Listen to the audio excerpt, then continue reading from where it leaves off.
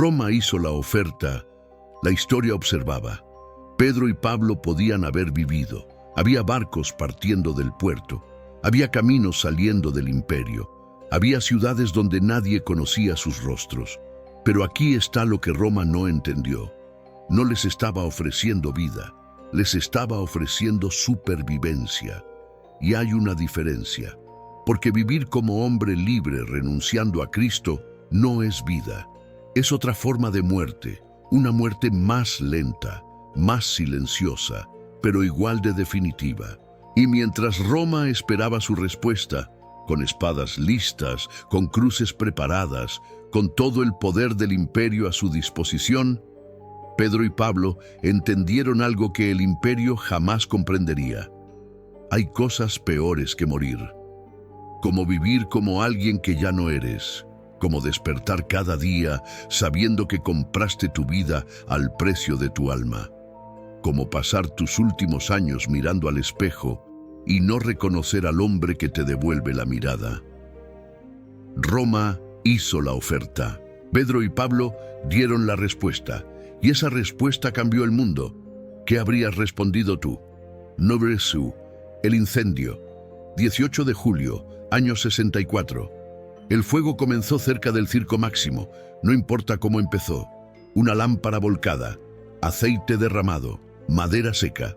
En una ciudad donde los edificios se tocaban y las calles apenas dejaban pasar luz, el origen era irrelevante. El fuego saltaba, de tejado en tejado, impulsado por el viento. Las brigadas de bomberos, los vigiles, derribaron edificios enteros para crear barreras. Arrastraron agua desde el Tíber hasta que sus manos sangraron. Pero el viento cambiaba. El fuego saltaba las barreras. Nuevas zonas ardían. El Circo Máximo desapareció. Las insulae, esos edificios altísimos donde vivían los pobres, se derrumbaron como juguetes. El humo cubrió el sol. Al segundo día todos lo entendieron. Esto no era un incendio, era el fin. 6 días consecutivos, no 6 horas. 6 días completos en los que Roma, antigua, orgullosa, eternal, fue tragada pedazo por pedazo. Cuando finalmente se apagó, 14 distritos habían ardido. Solo 4 quedaron intactos. 3 fueron borrados. Suelo carbonizado. Piedras ennegrecidas, nada más, miles muertos, cientos de miles sin hogar y un emperador aterrorizado. Nashu, el rumor. Nerón estaba en Anzio cuando comenzó el fuego. Regresó inmediatamente, abrió sus propiedades para refugiados, redujo el precio del grano, hizo lo que se esperaba de un emperador preocupado, pero la gente no estaba agradecida, estaba furiosa, porque los rumores habían comenzado. Gente juraba haber visto sirvientes imperiales durante el incendio, no apagándolo, alimentándolo. Hombres con antorchas encendiendo nuevos focos mientras los vigiles intentaban contener los antiguos. Y luego, el rumor peor, que Nerón había observado Roma arder desde la torre de Mecenas, que había cantado, recitado versos sobre la caída de Troya mientras su ciudad moría. Si era verdad no importaba, la gente lo creía. Cuanto más intentaba Nerón presentarse como reconstructor, más sospechoso parecía. ¿Por qué tanta prisa en rediseñar la ciudad? ¿Por qué los nuevos planos expandían precisamente su palacio? La rabia creció, y Nerón supo que tenía que actuar. Necesitaba culpar a alguien que el pueblo ya odiara, alguien cuya destrucción fuera popular. Los cristianos eran perfectos. El chivo expiatorio pequeños, nuevos, incomprendidos. La mayoría de los romanos no sabían nada de ellos, excepto rumores, que rechazaban adorar a los dioses, que celebraban reuniones secretas de noche, que hablaban de comer carne y beber sangre. Para una población empapada en religión romana, donde no adorar a los dioses era poner en peligro al Estado, esto era intolerable. Y eran prescindibles, sin poder político, sin patrones influyentes, sin riqueza, mayormente esclavos, libertos, pobres.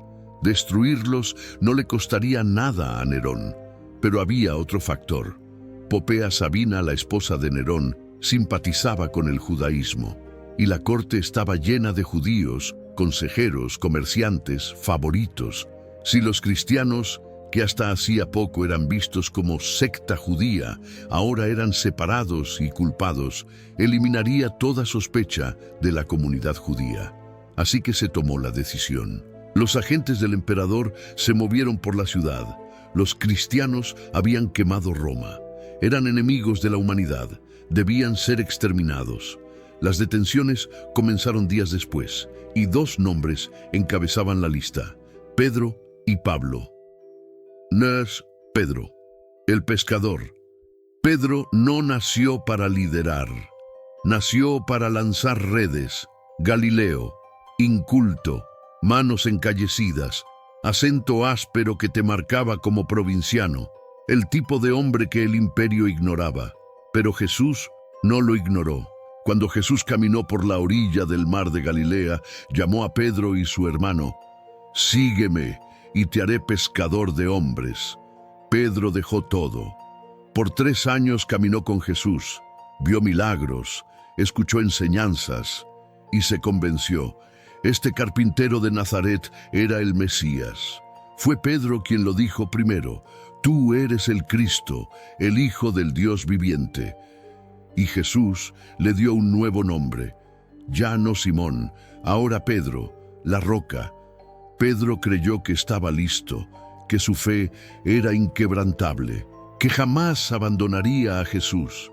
Entonces llegó aquella noche. Manaseún, la noche del patio. Jesús fue arrestado en Getsemaní. Los discípulos huyeron, todos excepto Pedro, que siguió a distancia. Jesús fue llevado a la casa del sumo sacerdote. Había un patio, una hoguera. Pedro se acercó al fuego para calentarse. Una sirvienta lo miró. «Tú estabas con Jesús el Galileo». El patio se quedó en silencio. Los ojos se volvieron hacia Pedro. «No sé de qué hablas». Otra persona insistió: «Este estaba con él. No conozco a ese hombre». Una tercera vez: «Un pariente del hombre cuya oreja Pedro había cortado en el huerto. ¿No te vi en el jardín con él?». Pedro comenzó a maldecir, a jurar. Dejó absolutamente claro que no tenía nada que ver con Jesús de Nazaret. El gallo cantó, y Jesús, siendo llevado a través del patio, se volvió y lo miró. No con ira, con tristeza infinita. Pedro salió y lloró. Lloró mientras amanecía. Lloró mientras condenaban a Jesús. Lloró mientras lo crucificaban. Y cuando murió, Pedro no estaba allí. Estaba escondido, avergonzado, roto. La restauración. Pero el viernes no fue el final. El domingo Jesús resucitó y lo buscó. En la orilla del mar de Galilea, Jesús preparó una hoguera como aquella donde Pedro lo negó y cocinó pescado. Allí le preguntó 3 veces: «Simón, hijo de Juan, ¿me amas?». Una por cada negación. 3 veces Pedro respondió: «Sí, Señor, tú sabes que te amo». Y Jesús lo restauró: «Apacienta mis corderos, cuida mis ovejas, alimenta mis ovejas». La misión no había terminado. Pedro no estaba descalificado, estaba perdonado. Esa segunda oportunidad lo llevó a Roma 30 años después. Nericar Pablo, el perseguidor. Si Pedro era el pescador impulsivo, Pablo era el intelectual calculador, ciudadano romano, fariseo, educado bajo Gamaliel. Hablaba griego, arameo, hebreo. Conocía las escrituras de memoria y odiaba a los cristianos. Para Saulo, como se llamaba entonces, los cristianos eran herejes peligrosos que afirmaban que un carpintero crucificado era el Mesías. Blasfemia intolerable. No solo argumentaba contra ellos, los cazaba. Obtuvo autoridad del sumo sacerdote para arrestarlos, encarcelarlos, ejecutarlos. Cuando Esteban fue apedreado, Saulo estaba allí. Sostuvo los mantos de los ejecutores. Aprobó. Consintió. Estaba convencido de que servía a Dios. Versa, el camino a Damasco. Saulo viajaba a Damasco con cartas, autorizándolo a arrestar cristianos. Estaba enfocado, determinado, absolutamente convencido de su rectitud. Entonces, cerca de mediodía, una luz del cielo resplandeció, más brillante que el sol, lo derribó al suelo, cegándolo, y escuchó una voz: Saulo, Saulo, ¿por qué me persigues? ¿Quién eres, Señor?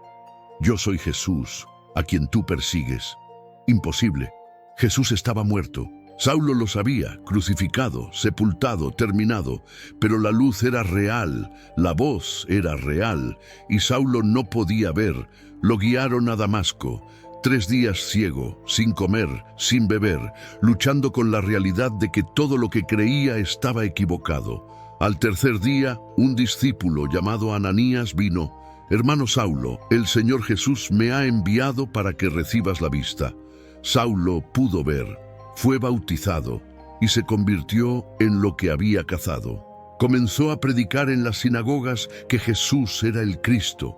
Los judíos que admiraron su celo conspiraron para matarlo.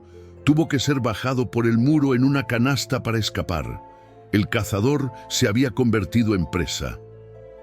Naasú. 30 años de sufrimiento. Pablo, ahora usando su nombre romano, viajó más que cualquier apóstol. Plantó iglesias en Chipre, Galacia, Macedonia, Acaya, Asia. Predicó a judíos y gentiles y sufrió constantemente. En su carta a Corinto escribió: de los judíos 5 veces recibí 40 azotes menos 1, 3 veces azotado con varas, 1 vez apedreado, 3 naufragios, 1 noche y 1 día náufrago en alta mar, peligros de ríos, ladrones, de mi nación, de gentiles, en ciudad, en desierto, en mar, entre falsos hermanos, trabajo, fatiga, desvelos, hambre, sed, ayunos, frío, desnudez, una vida que habría quebrado a la mayoría. Pero Pablo siguió porque había aprendido en Damasco.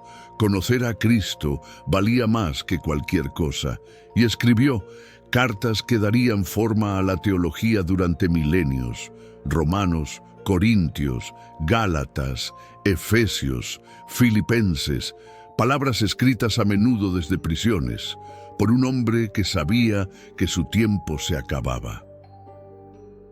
Preso, el camino. A Roma. Pablo llegó a Roma como prisionero. En Jerusalén fue arrestado. Una turba lo acusó de profanar el templo. El comandante romano lo rescató. Cuando se descubrió una conspiración para asesinarlo, más de 40 hombres juraron no comer hasta que estuviera muerto. Fue transferido a Cesarea. Esperó 2 años. Compareció ante gobernadores y reyes, pero los líderes judíos seguían presionando por su ejecución. Cuando el gobernador Festo sugirió juzgarlo en Jerusalén, Pablo supo lo que significaba: emboscada y muerte. Invocó su derecho. Apeló a César. Fue puesto en un barco. Naufragaron cerca de Malta. Finalmente llegaron a Italia. Pablo pasó 2 años bajo arresto domiciliario esperando juicio, pero para cuando su caso debía ser escuchado, Roma había ardido. Nerón culpaba a los cristianos, y la ciudadanía romana de Pablo ya no significaba protección. La red se cierra. Nerón no arrestó a todos a la vez. El miedo hacía el trabajo. Primero los más visibles, los que enseñaban abiertamente, los que bautizaban, los que organizaban reuniones. Luego las denuncias.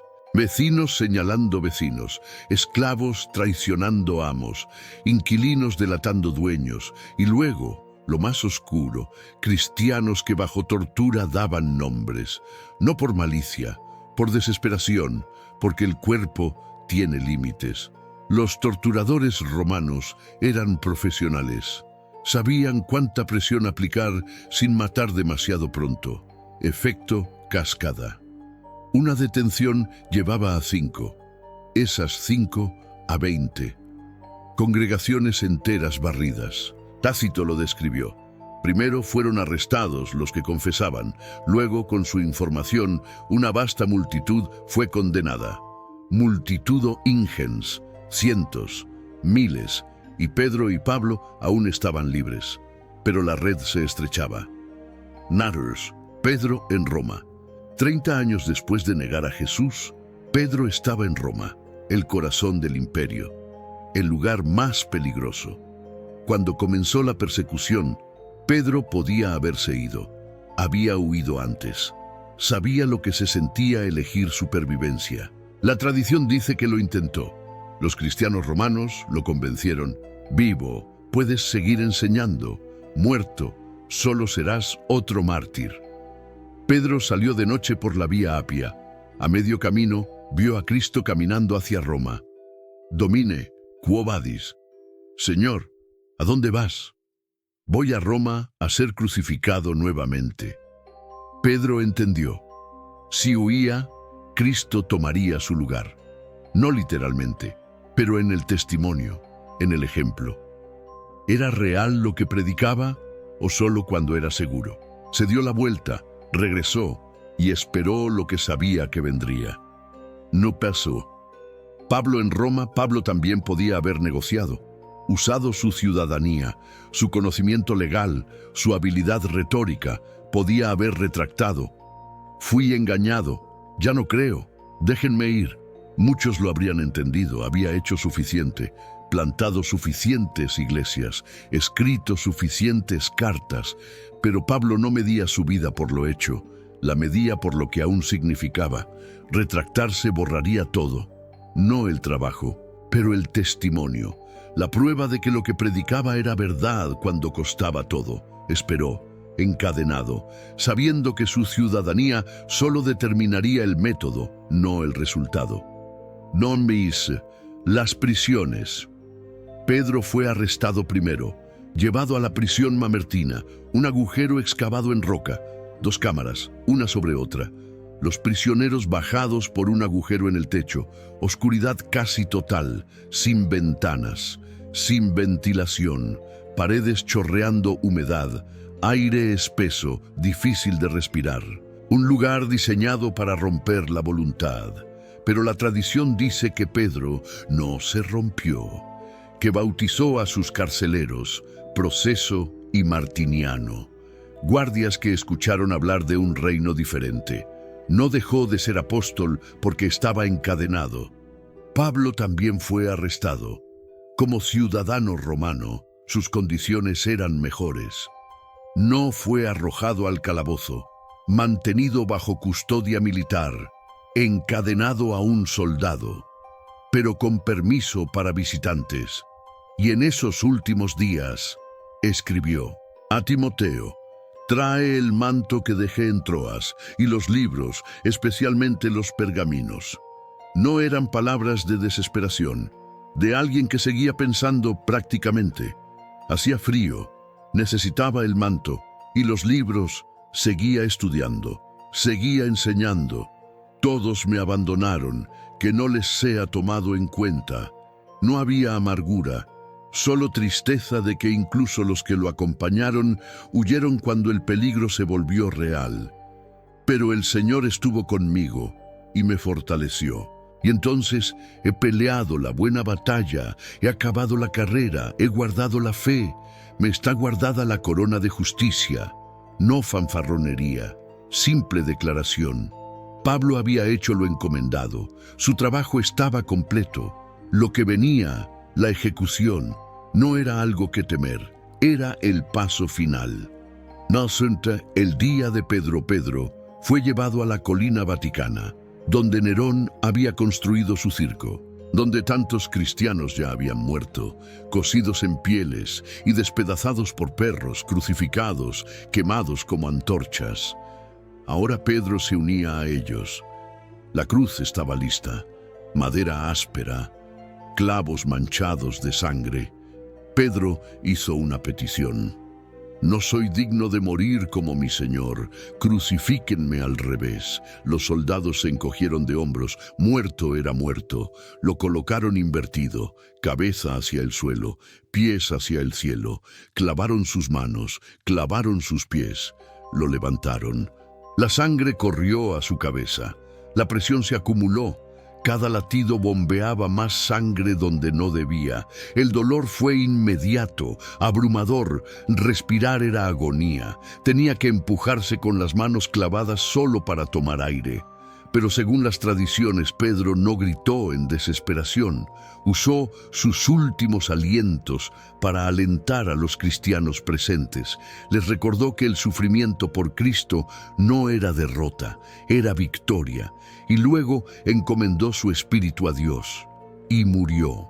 El hombre que negó a Jesús 3 veces para salvar su vida, ahora había confesado a Jesús ante Roma, sabiendo que le costaría todo.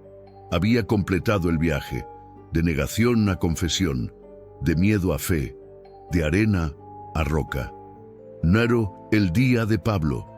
Pablo fue llevado a la vía Ostiense, a un lugar llamado Aquae Salviae, 5 kilómetros fuera de la ciudad. Tranquilo, privado, como ciudadano romano, no moría en espectáculo, moría rápido, por espada, un golpe limpio. El soldado era veterano. Había hecho esto cientos de veces. Sabía exactamente dónde colocar la hoja, exactamente cuánta fuerza aplicar. Pablo fue desencadenado. Se le permitió arrodillarse. No había necesidad de atarlo. No iba a huir. Después de 30 años huyendo de turbas, escapando de prisiones, sobreviviendo naufragios, Pablo no iba a huir ahora.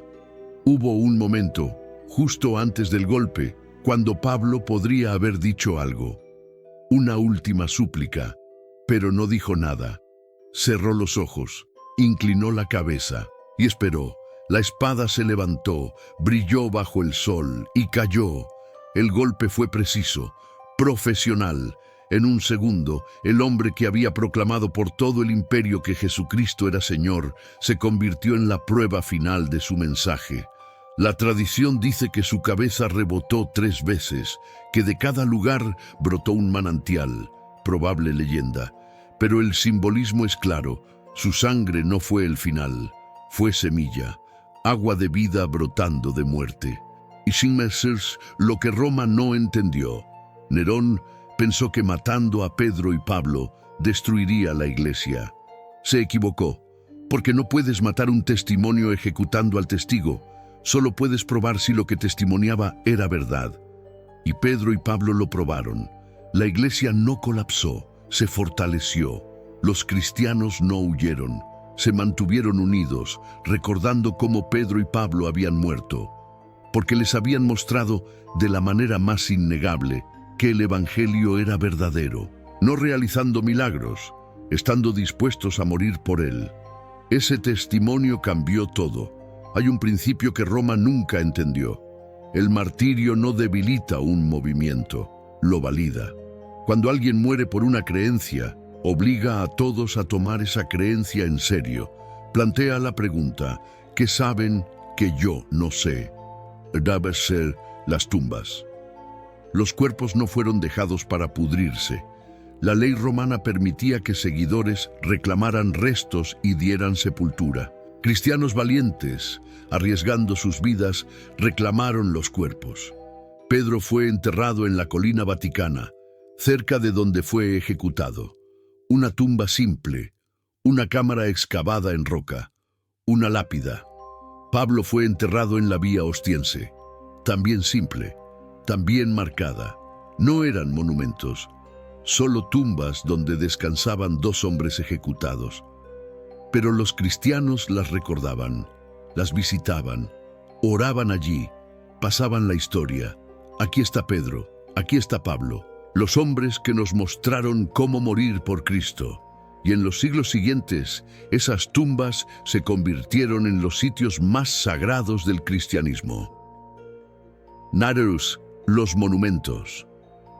En el año 319, el emperador Constantino, el primer emperador cristiano, ordenó construir una basílica sobre la tumba de Pedro, empresa masiva, nivelar la colina, rellenar cementerios, construir sobre terreno inestable. Pero lo hicieron, porque la tumba de Pedro era el corazón espiritual de la iglesia romana. Esa basílica se mantuvo 1000 años. Fue reconstruida en el siglo XVI, lo que hoy es la Basílica de San Pedro, una de las iglesias más grandes jamás construidas. Todo sobre la tumba de un pescador galileo crucificado al revés. Una basílica similar se levantó sobre Pablo en la Vía Ostiense, San Pablo Extramuros, destruida por incendio en 1823, reconstruida, pero en el mismo sitio. Hoy millones visitan estos lugares cada año, de todos los continentes, todos los idiomas, todas las denominaciones. Vienen porque dos hombres eligieron morir en lugar de negar a Cristo. El imperio que cayó, Roma cayó. Las legiones fueron derrotadas, los emperadores olvidados. Nerón se suicidó 4 años después, huyendo de Roma, gritando: «¡Qué artista muere en mí!», final apropiado para quien veía su crueldad como arte. Las persecuciones continuaron bajo otros emperadores: Domiciano, Trajano, Marco Aurelio, Decio, Diocleciano. Todos pensaron que podían erradicar el cristianismo con violencia. Todos fracasaron. En el año 313, Constantino legalizó el cristianismo. Menos de un siglo después, era la religión oficial del imperio que intentó destruirlo. Las tumbas de criminales ejecutados se convirtieron en fundamentos espirituales de la civilización. Tertuliano tenía razón. La sangre de los mártires es la semilla de la Iglesia. Nernse. La transformación. Pedro y Pablo no nacieron mártires. Pedro era cobarde que negó a Jesús para salvar su piel. Pablo era perseguidor que ayudó a matar cristianos, hombres ordinarios, defectuosos, rotos, pero encontraron a Jesús, o Jesús los encontró, y ese encuentro los transformó tan completamente que morir por Cristo se volvió más lógico que negarlo. Pedro pasó de negar a Jesús en un patio a confesar a Jesús en una cruz. Pablo pasó de perseguir a Cristo a proclamar a Cristo, porque habían experimentado algo que Roma no podía darles ni quitarles: la certeza de que Jesús está vivo, que la resurrección es real, que hay vida después de muerte. Esa certeza los liberó del miedo que controla a la mayoría, el miedo a perderlo todo. Ya habían perdido todo en Cristo, y al perderlo, lo habían ganado todo. Niedersachter, otros apóstoles. Pero Pedro y Pablo no fueron los únicos. Mientras ellos morían en Roma, otros apóstoles enfrentaban sus pruebas en los confines del imperio. Tomás en India proclamando en las costas de Malabar, Andrés en Grecia, Santiago en España antes de regresar a Jerusalén, donde sería decapitado por Herodes, cada uno con su historia, cada uno con su elección: negar a Cristo y vivir, o confesar a Cristo y morir. Y cada elección, en ciudades diferentes, circunstancias diferentes, autoridades diferentes, reveló la misma verdad. El cristianismo no se extendió porque tenía mejores argumentos filosóficos, no porque ofrecía experiencias más intensas. Se extendió porque tenía mejores mártires, personas ordinarias que elegían a Cristo cuando costaba todo. Y esa elección, repetida ciudad tras ciudad, generación tras generación, convenció al mundo de que Jesús era quien decía ser, porque la gente miente por muchas cosas, pero no muere por mentiras que inventó. Los apóstoles sabían si Jesús había resucitado. Pedro lo había visto, había comido con él, había tocado sus heridas. Pablo lo encontró en Damasco. Tomás puso sus dedos en las marcas de clavos, y cuando el imperio dijo: «Niega lo que viste o muere», eligieron morir. Esa elección, multiplicada por docenas de apóstoles, cientos de líderes, miles de creyentes, se convirtió en el argumento más poderoso, más que cualquier tratado, más que cualquier milagro, más que cualquier debate, porque demostraba que creían, hasta la médula, que Jesús había vencido muerte, y que quien creyera compartiría esa victoria. La pregunta Pedro y Pablo podían haber vivido. Los barcos seguían partiendo. Los caminos seguían abiertos. Podían haber desaparecido, vivido años más, décadas, muerto en paz. Pero eligieron quedarse. Y esa elección nos deja una pregunta. ¿Qué haríamos nosotros? No en Roma bajo Nerón, sino aquí, ahora, donde la fe rara vez cuesta sangre, pero a menudo cuesta comodidad. ¿Seguiríamos a Cristo cuando cuesta algo? Cuando cuesta reputación, oportunidades, relaciones, o solo cuando es conveniente, popular, cuando no cuesta nada. Es fácil decir que creeríamos hasta la muerte si nos lo pidieran. Mucho más difícil creer hasta la incomodidad cuando nadie mira. Pedro y Pablo no nacieron valientes, eran defectuosos, rotos, pero encontraron a Jesús y ese encuentro los transformó. Esa transformación está disponible para cualquiera, no porque seamos especiales, porque Cristo es real. Y cuando lo encuentras, cuando realmente lo encuentras, cambia todo, cambia lo que valoras, lo que temes, lo que persigues, lo que estás dispuesto a perder. Tapieser, CTA. Si esta historia te ha confrontado, si te ha mostrado lo que la fe real parece cuando es probada, este canal fue hecho para ti. Las historias de los mártires no son solo historia, son un espejo. Nos muestran quiénes somos cuando el costo es real. Suscríbete. Activa las notificaciones y pregúntate, si Roma te hiciera la oferta, ¿qué responderías? Pedro y Pablo ya respondieron. ¡Viva Cristo Rey!